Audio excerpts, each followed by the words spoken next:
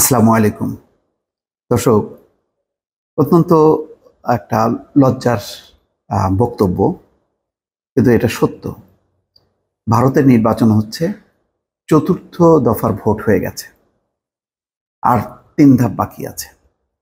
তো অরবিন্দ কেজরিওয়াল, যিনি সদ্য কারাগার থেকে মুক্ত হয়েছেন, আম আদমি পার্টির প্রধান, কেজরিওয়ালের একটি সৎ চরিত্র, চেহারা বা অবস্থান মোটামুটি প্রতিষ্ঠিত। দিল্লির মুখ্যমন্ত্রী তিনি তিনি তার নির্বাচনী বক্তব্যে এবার এমন একটি বক্তব্য এনেছে, যেটা বাংলাদেশ, পাকিস্তান এবং রাশিয়াকে যুক্ত করে।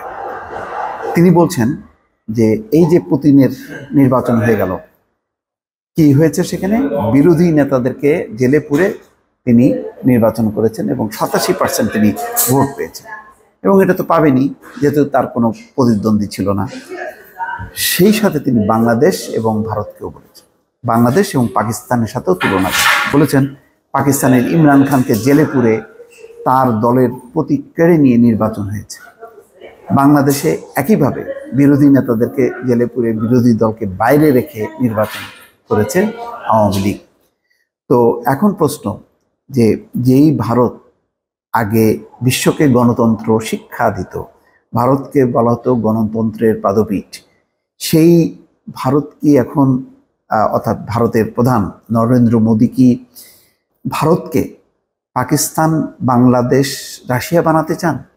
এই প্রশ্ন তিনি তুলেছেন একেবারে জনসমক্ষে, যেটি প্রকাশ পেয়েছে এবং তার বক্তব্য রেকর্ড বেশ সোশ্যাল মিডিয়াতেও প্রচার পেয়েছে তার এই বক্তব্যের অংশটুকু।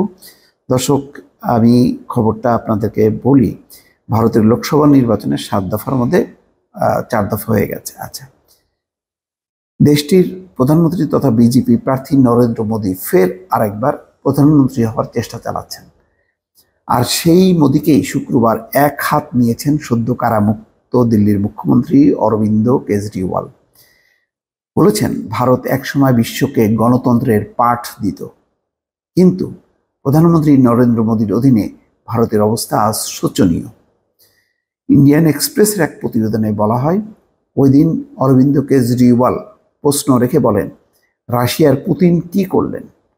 যত বিরোধী দলীয় নেতা ছিলেন তাদের সবাইকে গ্রেপ্তার করে জেলে ঢুকালেন অথবা মেরে ফেললেন, এরপর চুরি করলেন, 87% ভোট পেয়ে গেলেন। তিনি বলছেন যে যখন বিরোধী কেউ না থাকেন, প্রতিদ্বন্দ্বী কেউ না থাকেন, তখন সব ভোট তো আপনি পাবেনই, অর্থাৎ পুতিনের উদ্দেশ্যে বলছে। অরবিন্দ কেজরিওয়াল আরও বলেন, বাংলাদেশেও এভাবে সব বিরোধী নেতাকে গ্রেপ্তার করা হয়েছিল এবং শেখ হাসিনা জিতে যান। পাকিস্তানেও তাই হয়েছে। ইমরান খানকে জেলে ঢুকিয়ে দিল, তার দল কেড়ে নিল, তার প্রতীক কেড়ে নিল, জিতে গেল। মোদিজিও আমাদের দেশ ভারতকে পাকিস্তান ও বাংলাদেশ বানাতে চান। সমবেত জনতার উদ্দেশ্যে অরবিন্দ কেজরিওয়াল বলেন, আপনাদের আজ সিদ্ধান্ত নিতে হবে যে দেশকে কোথায় নিতে চান, বাংলাদেশ আর পাকিস্তানের দিকে, নাকি দুনিয়ার 1 নম্বর দেশ বানাতে চান। দর্শক, কথাটা খুবই সিগনিফিকেন্ট এবং আমাদের জন্য নিঃসন্দেহটি লজ্জার। কেজরিওয়াল যে কথা বলেছেন, সেটা কি আমাদের রাজনীতিবিদরা, আমাদের ক্ষমতাসীনরা অস্বীকার করতে পারবেন? ভালো থাকবেন। আল্লাহ হাফেজ।